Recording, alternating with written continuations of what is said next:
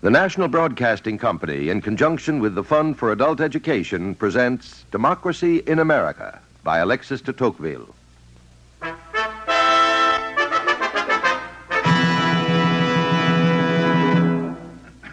Charge your glasses, gentlemen, for the 13th and final toast, whose sentiments are time-honored and traditional. I give you the fair sex, always entitled to our protection. The fair sex! Albany, New York, July the 4th, 1831. How true that if you want to understand American manners and American society, you must first understand the situation of the American woman.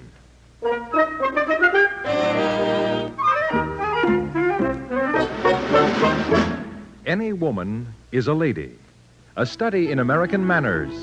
Item 5 in the series Democracy in America, prepared by the Division of General Education of New York University, under the direction of George Probst, American historian. A series designed to bring to life the America of 1831, as recorded by Alexis de Tocqueville, and so to illuminate the image of democracy itself. A study in American manners. Any woman is a lady.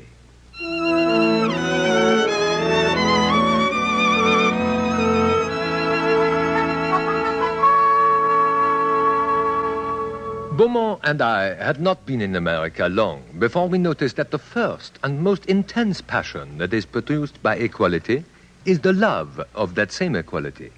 Indeed, everybody has remarked that now, in 1831, and especially in our native France, this passion for equality is every day gaining ground in the human heart. But the principle may be established in civil society without prevailing in the political world.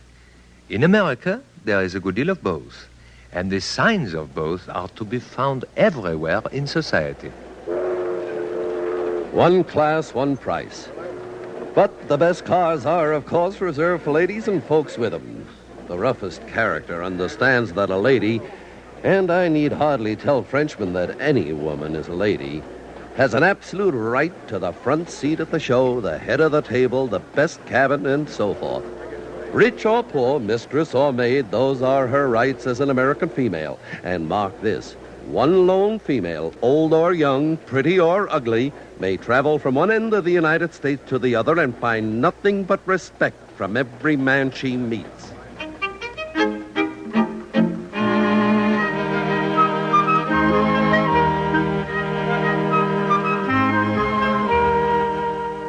Well, it's true. Equality of conditions and greater mildness in customs are related to each other.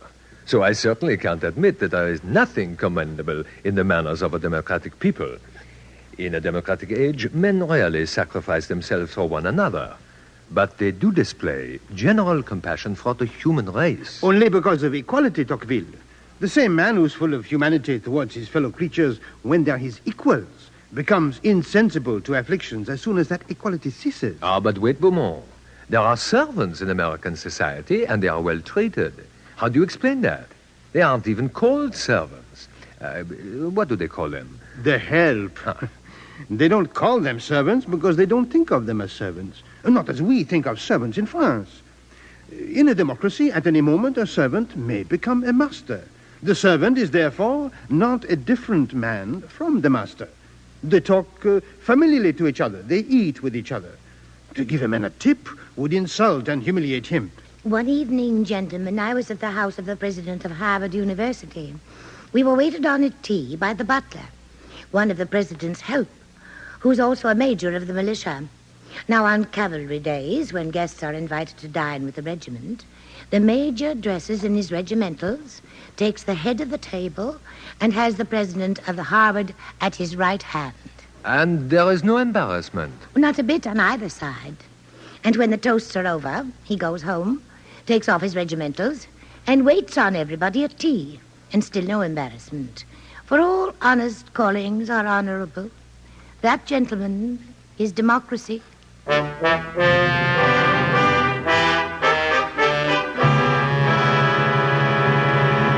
That indeed is democracy, which does not attach men deeply to one another, but places their habitual relations on a much easier footing. Men But what about women? We are in America, Beaumont. Ladies. Oh, I beg your pardon, ladies. What about them? Really, Beaumont, to judge from your intent observation, I should have thought you were the authority on American ladies. And I won't have a word said against them? They are paragons of virtue. It really is remarkable. Every American lady is a guardian of morality. True enough. And Americans respect and admire them, without, however, having much time for them. Americans are so busy, restless, even in the midst of their prosperity. And yet, you know, Beaumont, the Americans are the freest and the most enlightened men in the world today, in spite of their being so serious, even in their pleasures. I must say, Mr. Livingstone, that I am finding this a charming party. I usually find this kind of affair pretty dull myself. It is a social affair, and it has social interest. Your friend, Mr. Beaumont, seems to be enjoying himself. He's already an admirer of American ladies. So indeed am I. We find them very fresh and natural. You will also find them, sir, very moral. Oh, of that I am sure. You had better be very sure. Our ladies have free and open manners, but their standard of morality is high, very high, extremely high, exceedingly high, excessively high. I assure you, sir, neither I nor my friend will ever have occasion to test the truth of your assertion. Good. Saves misunderstandings. And one of the drawbacks of American society is that it has a short way with misunderstanding. One of the drawbacks? Are there others? Well, I shouldn't tell you, but I will. There are drawbacks, yes. In my opinion, the chief drawback is the want of intellectual tone. In society everywhere, surely, brainlessness is set at a premium. I can still remember, Mr. Tocqueville, when I was young, having seen this country peopled with rich proprietors who lived on their lands in the States. They cultivated the mind and followed certain traditions of thought and manners. Now then, this inheritance law, giving all the heirs equal shares in the estate, has constantly worked to destroy and redistribute the fortunes. Their ideals became lost and will soon become extinct. Land changes hands with unbelievable speed. No one has time to become attached to a place. The people have no roots in the country. Everyone has to resort to practical work, to trade, to maintain himself in the position his father occupied. Is there anything in America resembling the prestige of landed proprietors? No, sir. A man only counts for what he himself is worth. How do the wealthy classes like this? Well, you might as well put up with it, since there's no way of preventing it. In that case, is there not hard feeling between the wealthy classes and the rest of the people? None whatsoever. All classes, without exception, took part in the War of Independence. Since then, the power of democracy has been so great and so invincible that no one has spoken against it. And in general, the people as a whole elect to office the wealthiest and the best educated. Oh, I see. Of course, what strikes me most in America is the extreme equality in social relationships. The rich man and the laborer shake hands publicly in the street. Equality, yes. Yes, we have equality, a great deal of it. But perhaps just a little less than you might suppose at first glance. The rich don't have to sacrifice their money. They only need to sacrifice their pride. You see, in a democracy, you attach the poor to you not so much by the benefits you give them as by your manners. But these manners are sometimes no more than formal expressions of feeling. In what way? Well, in this way. The handshake that you see in the street may mean no more than subscribing yourself at the end of a letter, your very humble servant. Ah, I understand. You see, in America, it is vital to be polite to everybody, for everybody has political rights. Of course, here in New York, there's a good deal of financial pride, among the newly rich, that is. We Americans recognize something that is recognized the whole world over, the aristocracy of money. Oh, so there is an aristocracy, after all. Well, if you can use the word aristocracy for a class that changes all the time and has pretensions but no power.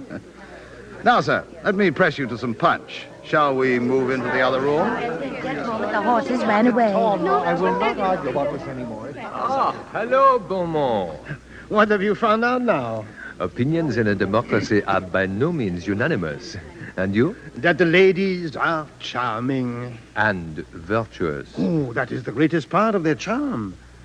I must say that if one were to enter American society with the purpose of accomplishing seductions, one would find one's time largely wasted.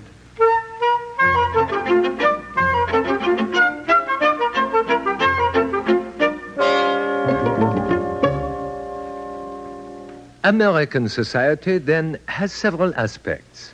Equality, of course. Then, the love of wealth, which makes for monotony in the midst of animation. There are no masters and servants as we know them. And in no country has such constant care been taken as in America to trace two clearly distinct lines of conduct for the two sexes, and to make them keep pace with one another, but in two pathways that are always distinct. This, very sensibly, is the way the Americans understand the equality of the sexes, that each should fulfill its respective task in the best possible way. But the public attitude towards American ladies must sometimes be very irksome. Yes, sir, you can certainly say that. I put in 10 or 12 hours a day in the counting house, and then I find when I go into society that I have to handle the ladies as if they were poor, helpless, pitiable creatures. The ladies must be waited upon. The ladies must be helped. The ladies must be put into the carriage. The ladies must be taken out of the carriage. The ladies Do you regret these little attentions, sir? Regret them? No, I can't say that. But I'd like to have a little more choice about who I bestow them on.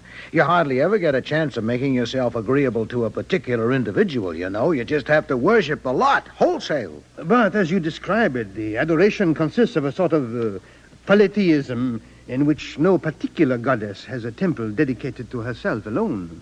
Yeah, I don't know about that, sir, but I'll tell you this. When an American gentleman meets a lady, he looks upon her as the representative of her sex.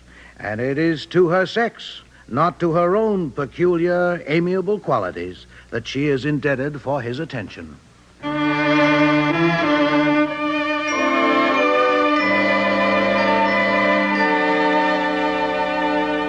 Equality again, Beaumont. All American ladies must be treated equally. Hence their high morality? No, equality of conditions cannot ever make men chaste, but it may make their immorality less dangerous. No American has the time or opportunity to assail a virtue armed in self-defense. So you will expect to find, at the same time, a great number of courtesans and of virtuous women. Remember, Tocqueville, our conversation with the gentleman in Boston, when we asked him if it was true that morals are as pure here as they pretend. Well, let me see. Morals are less good in the lower classes than among the enlightened. However, I think them superior to the same classes in Europe. As for the educated, their morals are as perfect as it is possible to imagine them. I don't believe that there is a single intrigue in Boston society. Not one? A woman suspected would be lost. Mind you, the women here are very coquettish. They even display their coquetry with greater boldness than with you, because they know they cannot go beyond a certain point, and no one believes they overstep the bound. To tell you the truth, gentlemen, I prefer European women with all their weaknesses to the glacial and egotistical virtue of American ladies.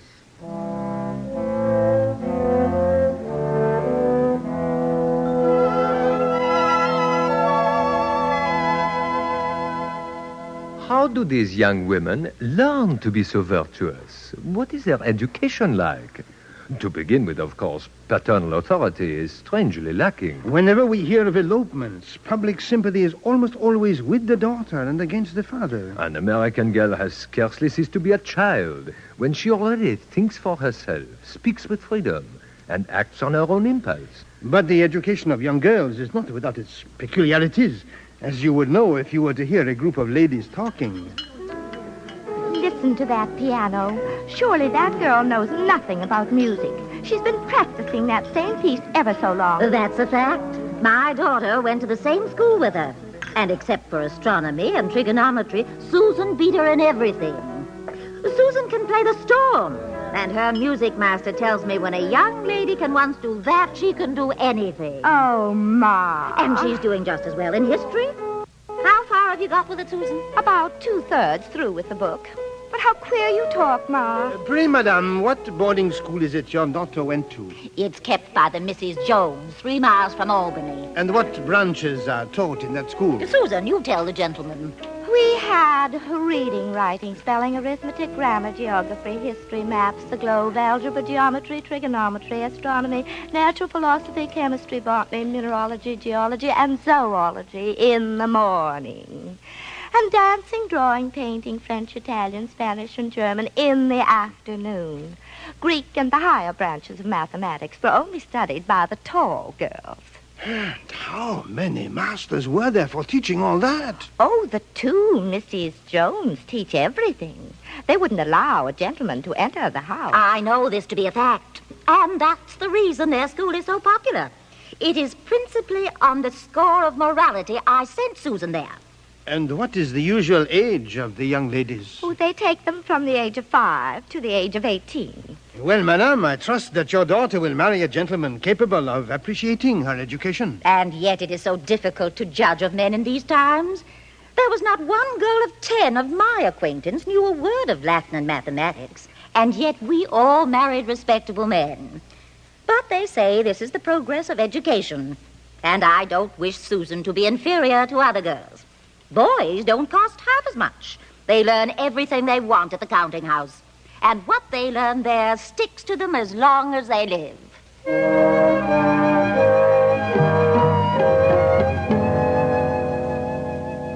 American education, even at its best, tends to make cold and virtuous women instead of affectionate wives and agreeable companions to man.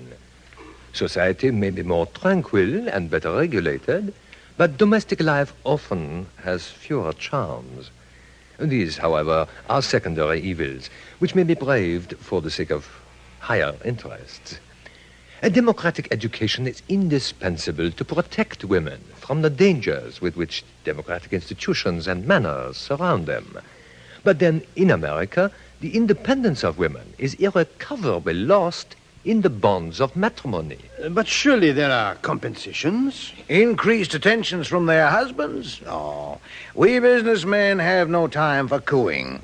An American man of business so rarely shows his family a sign of tenderness and affection that there's a nickname for those households where, after an absence, the husband kisses his wife and children. We call them kissing families.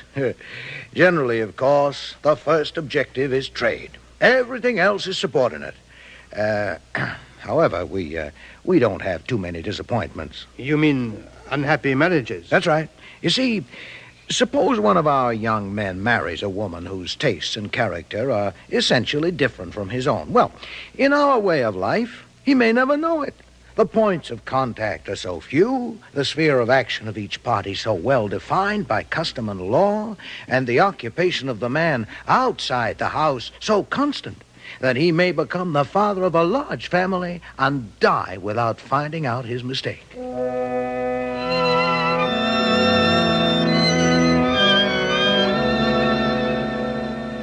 Within this pragmatic society where everyone is engaged in business, American girls have theirs too, that of finding a husband. To every girl over 16, marriage is the great interest in life. In France, she desires it. In America, she hunts it. They are quite right. It is an important question. As you know, I feel strongly that whatever affects the condition of women, their habits and their opinions, has great political importance. Women in America are the guardians of status. Equality, you see, is not quite everything. There is an aristocracy, usually of money. And woe betide the unhappy girl whose family is trying to enter the American aristocracy. Who's that strange creature? Where? Over there in that horrible dress. I'm sure I've never seen her before. Do you know her? Oh, indeed I don't.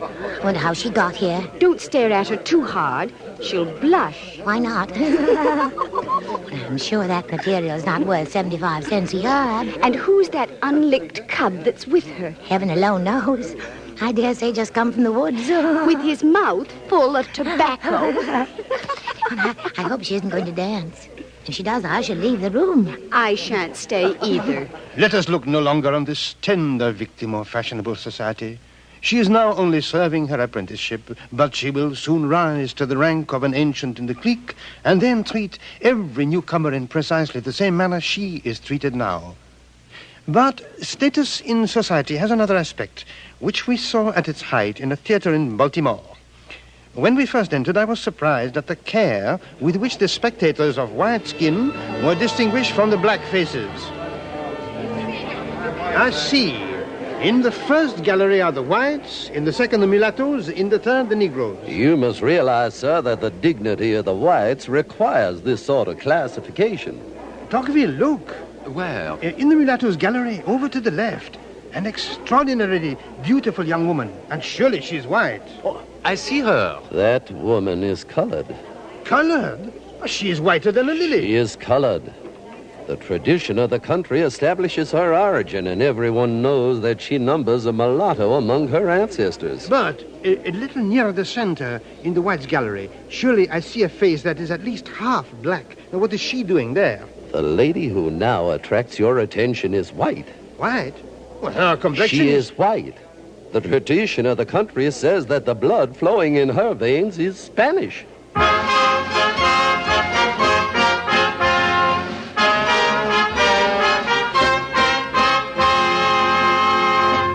Social status is important even in the land of equality. And the equality itself varies from one sphere to another. In Massachusetts, for instance, Negroes have the rights of citizenship. They may vote in elections. But prejudice is so strong that it is impossible to receive their children in schools. However, I say no more of this aspect of American society, but return to the situation of American women, who so jealously guard their division into classes. All men are equal, but you do not hear that assertion from the lips of a lady. It is almost in vain to talk of female republicanism. There exists and can exist no such being on either side of the Atlantic, for human nature is the same on both. American women are, however, also the guardians of culture. And remarkably mediocre it is. In the United States, men rarely even read. They haven't the time. Women are charged with this duty, and they report on all political and literary publications to either their fathers or their husbands, so that the men can discuss them as if they had read them. As for music? As for music, well, when the music starts, it is a signal for conversation.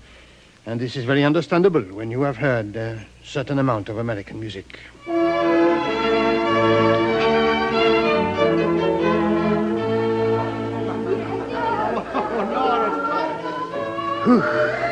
Listen to that. Well, you know, she does her best.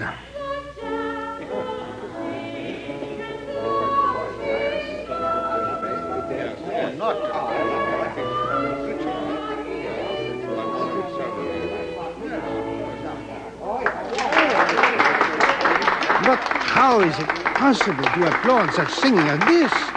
There is neither simplicity nor taste, neither feeling nor execution in the performance, and yet the storm of applause is not abated. For the Lord's sake, don't say that loud enough for other people to hear you. It would deprive you, Mr. Beaumont, of many an innocent pleasure you would perhaps otherwise enjoy during your stay in the city. Our elite never forgive a difference of opinion to one of their own clique. How much more, then, must a foreigner be on his guard? You'll forgive me. In society, this is a free country, sir. Every man may do or think what he pleases, only he must not let other people know it. You might just as well attack one of our fashionable preachers. Tocqueville got into no such difficulties. The singer, a lady about 45, Springs, is passionately fond of music, an unhappy passion if ever there was one. She howled for 2 hours as if possessed by devils. And what was Tocqueville doing hearing all this? Seated near the piano with a smiling face, he was approving, applauding each tirade. I was merely being polite. And then you sat down and wrote back to our friends that America was an El Dorado for husbands. So it is. American wives live their whole lives bounded by domesticity. Besides, I had advice. Mr. Tocqueville, If you heard an oratorio performed by our Handel and Haydn Society, you would perhaps change your mind. That society is almost entirely composed of working men who cultivate music from taste. What a singular society in which the laboring classes cultivate the arts from taste and in which the rich people listen to it from obligation. Oh, excuse me, sir. I've smiled long enough at this. I should be obliged to leave the room. Will you accompany me? Oh, no, I'd like to, but people would notice. And I live here, you know. Among the Romans, do as the Romans do. By the way, if anybody asks you about the concert, and especially about that lady, say you were delighted. That's the word now. There's no use in making yourself enemies. Delighted, sir. Don't forget. Delighted. Good. Delighted.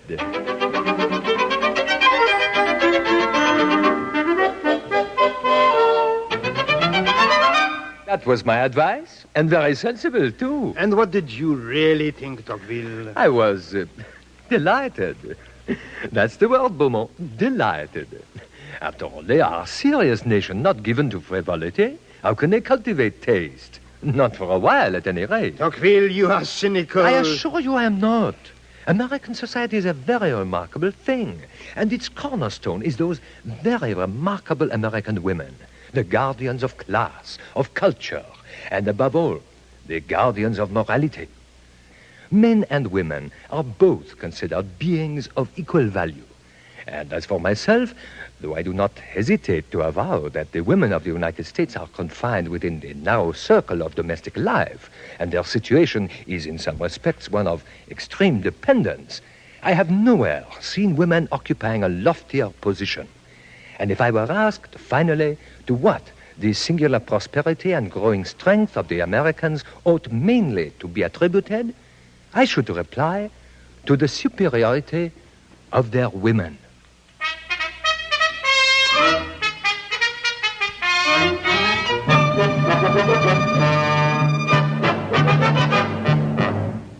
You have just heard Any Woman is a Lady, a study in American manners, item 5 in a series based on Alexis de Tocqueville's Democracy in America.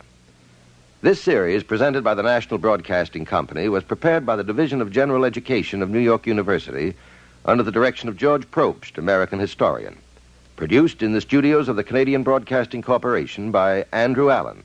Script by Lister Sinclair, music by Lucio Agostini. This series, Democracy in America, is made possible by a grant from the Fund for Adult Education as part of a general course of study of the nature of American society. Teachers of American history and American civilization and adult education leaders may be interested in using these dramatizations and other materials which are available for study and discussion at a reasonable charge. For information, write to American Foundation for Continuing Education, Post Office Box 749, Chicago 90, Illinois. And now this is Ben Grauer inviting you to listen next week to The Cement of Democracy, item 6 on Democracy in America. This has been an NBC Radio Network presentation.